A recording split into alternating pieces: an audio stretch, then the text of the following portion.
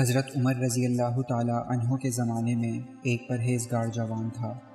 وہ مسجد میں گوشہ نشین رہتا تھا اور اللہ تعالیٰ کی عبادت میں مصروف رہتا تھا۔ حضرت عمر رضی اللہ تعالی عنہ کو وہ شخص بہت پسند تھا۔ اس جوان کا بوڑھا باپ زندہ تھا اور وہ شخص عشاء کے بعد اپنے بوڑھے باپ سے ملنے روزانہ جایا کرتا تھا۔ راستے میں ایک عورت کا مکان تھا۔ وہ اس جوان پر فریفتہ ہو گئی اور بہکانے لگی۔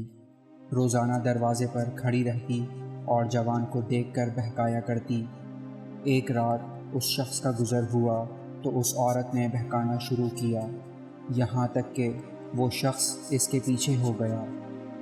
جب وہ اس عورت کے دروازے پر پہنچا تو پہلے عورت اپنے مکان میں داخل ہو گئی، پھر یہ شخص بھی داخل ہونے لگا۔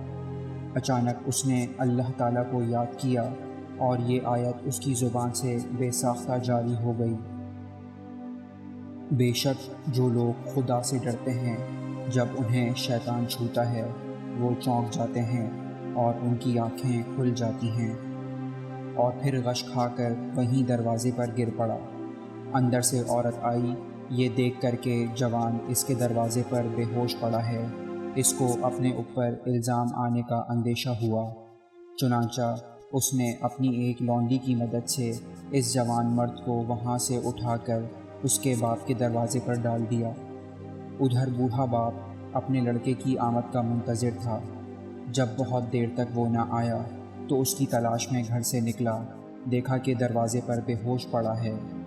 بوڑھے نے اپنے گھر والوں کو بلایا، وہ اس کو اٹھا کر اپنے گھر کے اندر لے گئے۔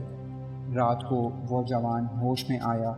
باپ نے پوچھا، بیٹا تجھے کیا ہو گیا ہے؟ اس نے جواب دیا، خیریت ہے۔ باپ نے واقعے کی حقیقت دریافت کی تو اس نے پورا واقعہ بیان کر دیا۔ پھر باپ نے پوچھا، وہ کون سی آیت تھی جو تم نے پڑھی تھی؟ یہ سن کر بیٹے نے مذکورہ بالا آیت پڑھ کر سنا دی اور پھر بے ہوش ہو کر گر پڑا۔ اس کو ہلایا گیا تو معلوم ہوا کہ وہ مر چکا ہے، چنانچہ رات ہی کو دفن کر دیا گیا۔